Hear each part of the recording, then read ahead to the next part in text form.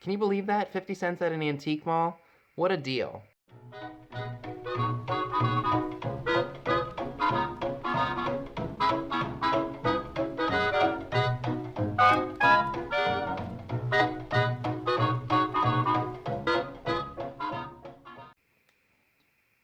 Hey all, it's Vintage Vinny, and welcome to an antique store haul. I visited the Antiques Marketplace of Lemoyne in Pennsylvania, and let me tell you, that place was huge. I was afraid I wasn't gonna be able to get through the whole mall because there was so much stuff and so many vendors. So I spent a grand total of $38.27. Now, you all know that when you go to the antique shops, you will pay up just a little bit because you're buying directly from a vendor and they have to make money on their rent and on the items that they're selling as well. I don't think I found something right away, which is okay. Like, I don't expect that. And you really gotta look to find the good deals at the antique shops. So, I think with what I got, I'm very satisfied with, and I know I can definitely make my money back and maybe a little bit of profit on each of the items. So let's go ahead and jump right in. This was a really good find on my part. Oh, and I just realized there's a little doink on it, but that's all right. This is a Royal Hager, I guess it's like a planter vase of some sort. It's a nice green color. It almost looks like leaves to me. And it has the original sticker on it. And like I said, I just realized there's a doink. Anyway, this was only $5, which I thought was a very fair price. So despite that little flaw right there, I still think I can get some good money. I mean, I might put this in a sale and see if anybody's interested in it. I don't know what it's going to do on eBay, so I will look it up. Maybe I'll snap a photo of it and do an image search and see what comes up. Oh, I should have just done that to show you all the Hager sticker. But I know that this is up Trusty Huckster's way. When I say up his way, I mean he's in Illinois, and that's where Hager was produced, in Dundee, Illinois. So I thought that was cool. These, I'm not sure if... I'm unsure if he has damage to his head now, but we'll see. I picked up these guys. I believe it's Cupid in different poses.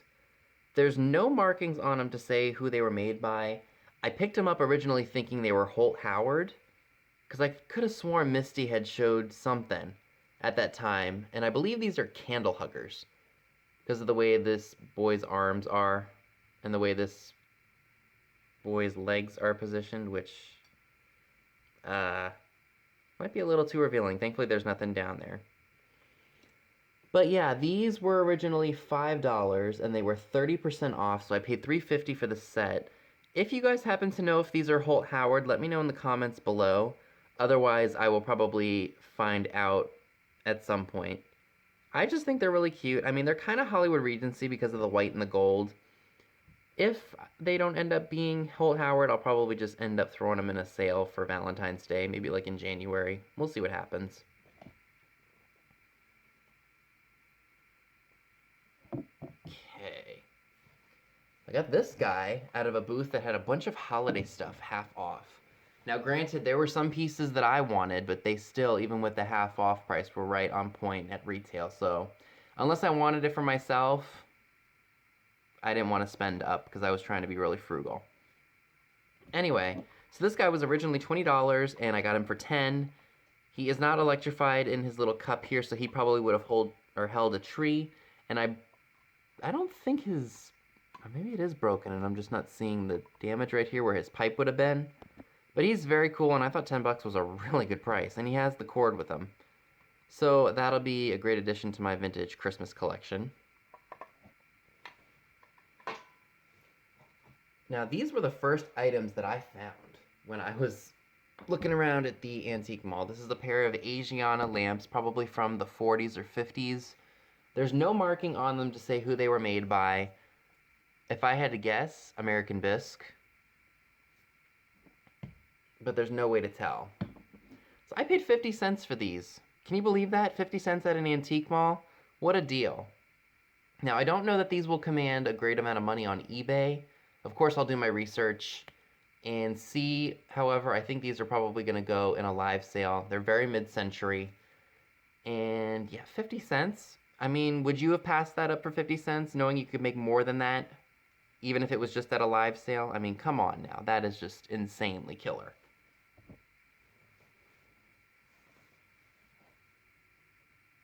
Okay. So I picked this up. This is a 1944 Coca-Cola Ink Blotter with very beautiful girls on it. This cost me, I think it was $3. Yeah, it was $3 and 30% off, so I only paid $2.10 for it. This will be going into my ephemera book, because you all know I love collecting old paper stuff, especially if it appeals to me. So this is definitely something that I could not resist for $2.10. So the last item that I'm going to be sharing with you all happens to be my most expensive from this trip, and it's a set of Spotlighters pinup cards by Gillette Elfgreen. We've got this beautiful girl sitting on a lounge chair, and it looks like she's holding a dog.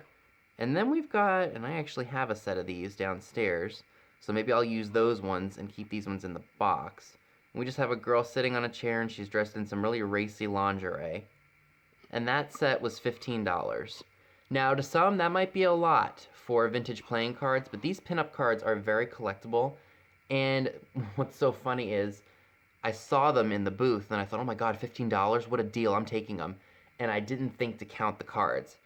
Now, fortunately, they're all there. So each one has 52 cards. So I lucked out there. So, yes. So if you ever come across these vintage playing cards, and if you can get them for $15 or even less, pick them up because people do collect them. So I was really happy to find those. So that is everything that I would like to share with you all for my antiques store haul from the Antiques Marketplace of Lemoyne. So stay tuned because in just a few minutes we're going to be looking at a haul that I had from a thrift shop that I completely forgot about. So stay tuned. I hope you all enjoyed my haul from the Antiques Marketplace of Lemoyne. And since I didn't find a whole lot, I did find a bag of stuff that I picked up from a thrift store in town that I forgot to add on to another video. So I'm going to share that with you all this time since there's not a whole lot. So, the first thing that we're going to look at... Oh, by the way, I forgot to tell you, I spent $23.24 at this thrift shop. So the first thing we're going to be looking at is this really adorable Woollickin Bunny. It says, a lovable Woollickin original, and it says Wolnoff Corp, Woollickin, Japan. And he was $2.50. He's pink. He'd be great for Easter. I'm thinking maybe about saving these for maybe a future live sale if these don't go for a whole lot on eBay. Maybe I'll save them for the springtime since it's kind of a seasonal thing. And maybe he'll be waged. We'll see. For $3.50, I got a bigger bunny, and this one's a little bit softer. He does have some staining on his ear, again due to age. This one was $3.50. And this one was made by, let me see if I can get the tag to focus. I'm sorry if I'm not in focus. There we go. This one was made by Gund. And I think these are much older because I don't see a zip code on here. That one's really cute too. And again, I think I'm going to be holding on to these for a future sale in the around maybe springtime, just to see if they do better then. I did find some vintage linens. Now this one looks like it was a gift to somebody many years ago. It's got a vintage Christmas tag on it. And here's what it looks like. Swiss hand-loomed embroidery. These have never been removed. They were $4.99, which I'm comfortable paying, I think anyway. If they were just an individual, I probably wouldn't pay $5 for just one of them. But this is in the original box. I know that you guys like your vintage linens, especially if they are boxed. And I can probably about triple my money on that, so I'm happy with that. So then we've got another set, also $4.99. They look like this. Usually vintage linens are better quality than the modern day textiles we get nowadays. Actually, I think it's all true. They all are better quality than what we get nowadays. So again, I'm looking to probably about triple my money on that. And then we've got this one, and this one I paid $2.99 for. This is I think it's a hanky? Switzerland. Or maybe it is another napkin set. But yeah, it was $2.99. It was in the original box. Probably looking to get about the same price for this one as I did the other ones. So now we got some smaller items, and I paid, one item was 50 cents, the other ones were, I think the other one was 50 cents, the other one was like 59 cents.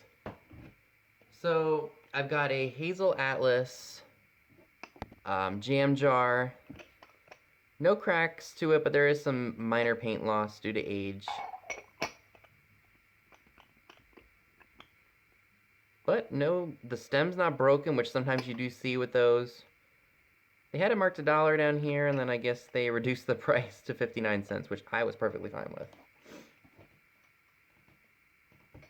Then we've got one of these. It's one of those I'll hold your tea bag ceramic